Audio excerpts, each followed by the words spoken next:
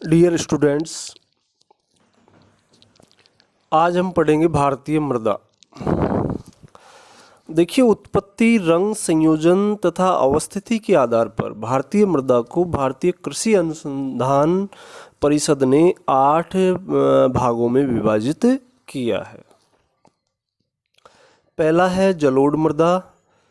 तो जो जलोढ़ मृदा है, उत्तरी भारत के विशाल मैदान, तटवर्ती मैदान तथा नदी घाटी व डेल्टाई भागों में पाई जाती है।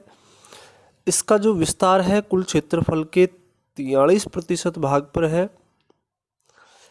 यह नदियों द्वारा बिछाई गई मृदा है।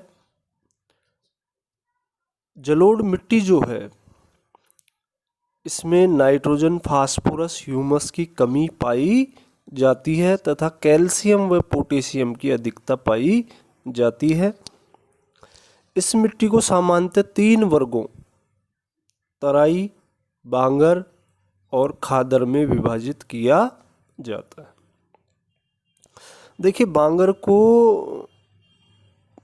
पुरानी जलोढ़ मृदा कहा जाता है, खादर को नवीन जलोढ़ मृदा कहा जाता है। अब हम आते हैं काली मृदा पे।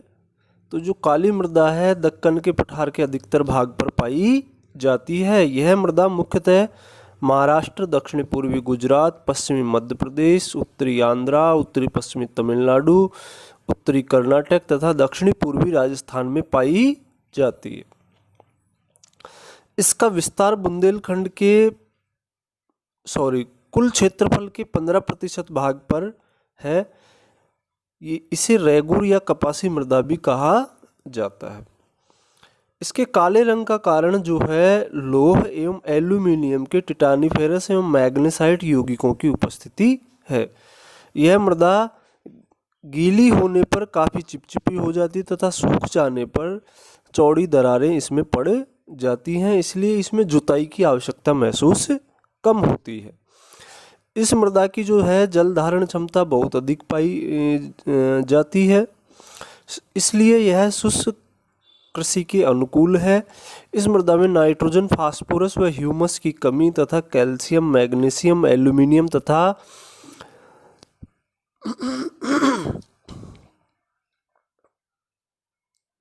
आयरन की अधिकता पाई जाती है। इसके बाद आते हैं तीसरी लाल पीली मृदा पे।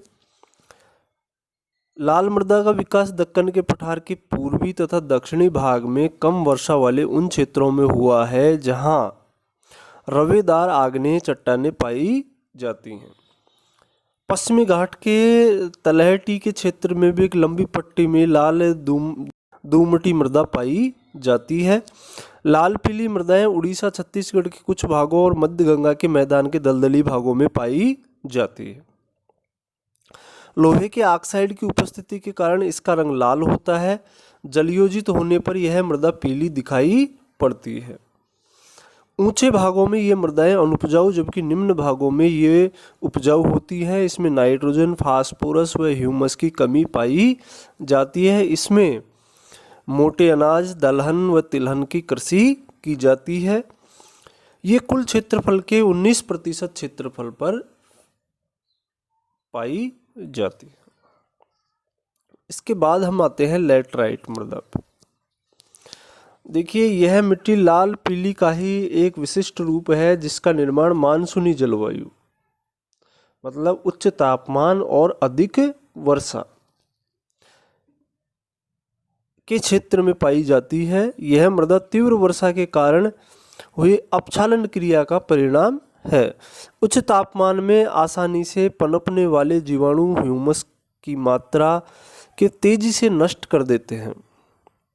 कहने का मतलब, उच्च तापमान में आसानी से पनपने वाले जो जीवाणु हैं वो ह्यूमस की मात्रा को कम कर देते हैं। इस मृदा में nitrogen, phosphorus, humus, calcium, silica की कमी तथा एल्यूमिनियम, आयरन ऑक्साइड व पोटास की अधिकता पाई जाती है, अतः ये कम उपजाऊ होती है। काजू की जो कृषि है उसके लिए यह जो मृदा है विशेष रूप से उपयोगी होती है। और इस मृदा का जो विकास है सूक्ष्म रूप से प्रायद्वीपीय पठार के पहाड़ी क्षेत्रों में हुआ है।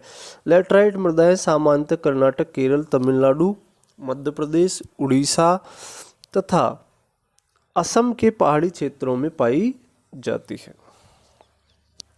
इसके बाद आते हैं मरुस्थलीय मृदा पे। तो यह मृदा जो है उत्तरी गुजरात, पश्चिमी राजस्थान, दक्षिणी पश्चिमी पंजाब, हरियाणा में पाई जाती है।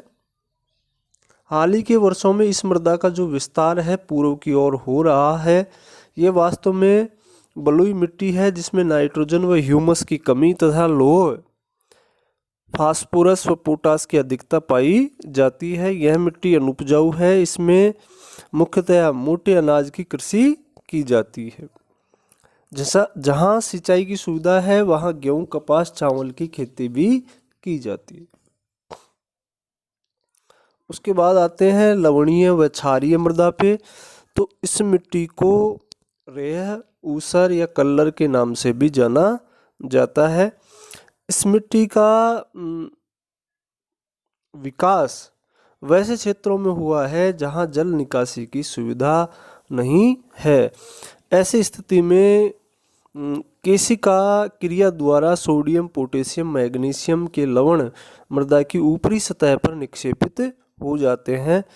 समुद्र तटीय क्षेत्रों में ज्वार के समय लवणीय जल के भूमि पर फैल जाने से इस प्रकार की मृदा का निर्माण होता है। देखिए, लवणीय मिट्टी में सोडियम क्लोराइड एवं सोडियम सल्फेट की अधिकता होती है तथा क्षारीय मिट्टी में सोडियम बाइकार्बोनेट की अधिकता पाई जाती है। यह एक जो है अनुपजाऊ मृदा है जिसके उपचार के लिए पंजाब हरियाणा में जिप्सम का प्रयोग किया जाता है। पंजाब हरियाणा में यह जो समस्या है बहुत अधिक देखने को मिलती है। तटीय क्षेत्रों में नारियल व तेलताड़ की कृषि की जाती है। इसमें नाइट्रोजन व ह्यूमस की कमी होती है। पीट अथवा जैविक मृदा जो है 7वां प्रकार।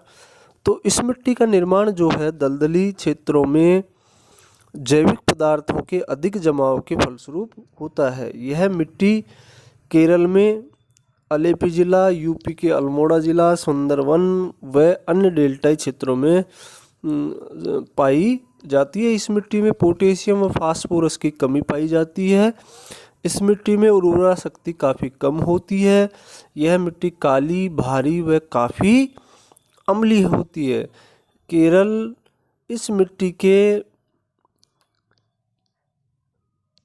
की इस मिट्टी में नमक के अंश पाए जाते हैं जिसे कारी कहा जाता है। देखिए, छोटे छोटे जो प्रश्न हैं ये परीक्षाओं में पूछे जाते हैं कंपटीशन की दृष्टि से। इस मिट्टी में चावल व गन्ने की कृषि की जाती है। उसके बाद आते हैं हम पर्वतीय या वन मृदा। क्योंकि पर्वतीय क्षेत्रों में वन विस्तृत रूप से फैले हुए हैं इसलिए इसको वन मृदा भी कहा जाता है।